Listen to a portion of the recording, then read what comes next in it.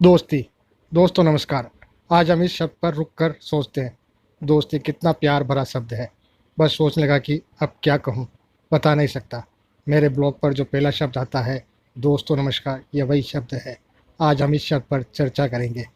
दोस्ती क्या मायने रखती है, इसका आयाम तो बहुत बड़ा है। 3 डायमेंशनल, तीनों आयामों में, तीनों लोकों में सर्वव्यापक। एक ही अर्थ दोस्ती और मार्ग दोस्ती, अन्य कोई अर्थ नहीं। दोस्ती का अर्थ निकालें तो इसका बहुत कुछ मतलब निकालते हैं, स्वार्थ ढूंढते हैं, मगर शायद इस धरती पर ऐसा कोई प्राणी या जीव नहीं होगा जिसका कोई दोस्त न हो।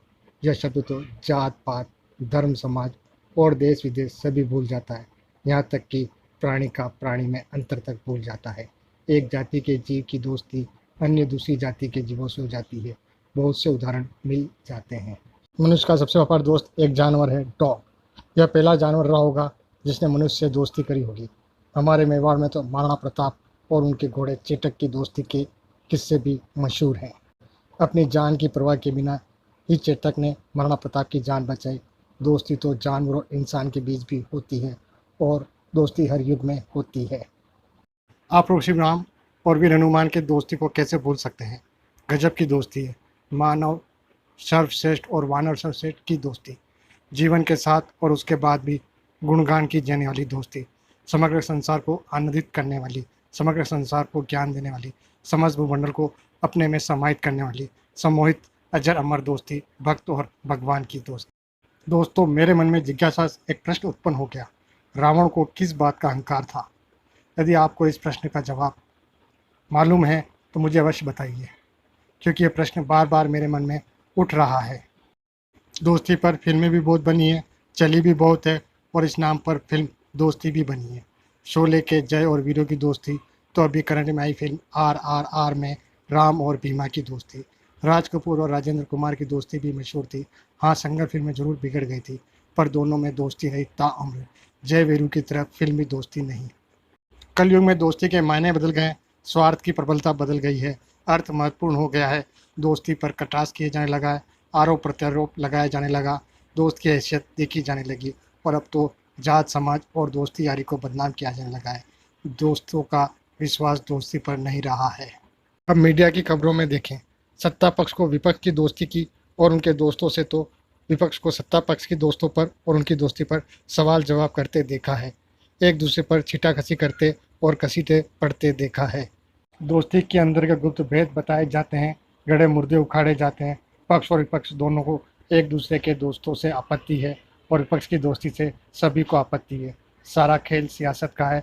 चुनाव में रणभेरियां बच जाती है, दोस्तों पर आरोप प्रत्यारोप लगने लग जाते हैं। किस्सा कुर्सी का शुरू हो जाता है, कुर्सी से दोस्ती हो जाती है, दोस्ती को खुलेआम नीलाम किया जाता है। सत्ता के इस खेल में सजीव निर्जीव में दोस्ती हो गई है। सजीव की दोस्ती निर्जीव कास्ट की कुर्सी से हो गई है। इस सजीव निर्जीव की दोस्ती का परिणाम हम भारत काल में देख चुके हैं, जब पूर्व कुरुक्षेत्र में निर्जीवता छा गई थी।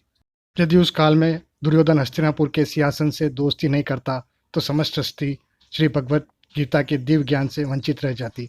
सजीव निर्जीव की दोस्ती ने भगवान के श्रीमुख से दिव्य ज्ञान का प्रभाव बहा दिया। दोस्ती का पवित्र रिश्ता श्री कृष्ण और अर्जुन में, श्री कृष्ण और सुदामा में दिखाई देता है। जब भगवत नंगे पांव ही गरीब सुदामा से मिलने दौड़ पड़े, 3 मुट्ठी कच्चे चावल में 3 लोगों का ऐश्वर्य दे गए, और अर्जुन को तो दोस्ती में समस्त सृष्टि का दिव्य ज्ञान, भगवद गीता का ज्ञान दे गए, स्वयं को प्रकट कर साक्षात दर्शन दे गए। परंतु उस युग में भी दोस्ती पर एक दाग लग गया। कर्ण और दुर्योधन की दोस्ती में दुर्योधन का स्वार्थ जीत गया, कर्ण हार गया, कर्ण की दोस्ती हार गई। सजीव निर्जीव की दोस्ती ने इस रिश्तों को भी निर्जीव बना दिया, आत्मा विहीन बना दिया। प्रश्न उठता है कि क्या सजीव और निर्जीव में दोस्ती संभव है? निर्जीव की दोस्ती में तो सजीव को भी निर्जीव बनना पड़ता है, क्योंकि यह तो ईश्वरीय सत्य है कि निर्जीव कभी भी सजीव नहीं हो सकता। निर्जीव को पाने के लिए निर्जीव ही बनना पड़ेगा। शरीर से तो वह जिंदा हो सकता है, पर आत्मा से निर्जीव हो जाता है। मेरा तो यही मत है, सजीव की दोस्ती सजीव से हो, चाहे वह इंसान न होकर फिर जानवर हो। दोस्ती तो निभाएगा, जीवन भर साथ रहेगा, जाने के बाद भी याद आएगा। निर्जीव से भली सजीव की दोस्ती वक्त बेवक्त और कुछ नहीं तो परेशान करने आएगा, कुछ अपनी बातें कहेगा, कुछ अनसुनी कर जाएगा, दुनियादारी की कोई नई सीख दे जाएगा। निर्जीव तो बस अपने चारों ओर घुमाएगा और कभी भी साथ छोड़ जाएगा। दोस्तों, दोस्ती के बारे में आप क्या सोचते हैं शेयर कीजिएगा, और ब्लॉग पसंद आया हो तो सब्सक्राइब जरूर कीजिएगा। आपका दोस्त।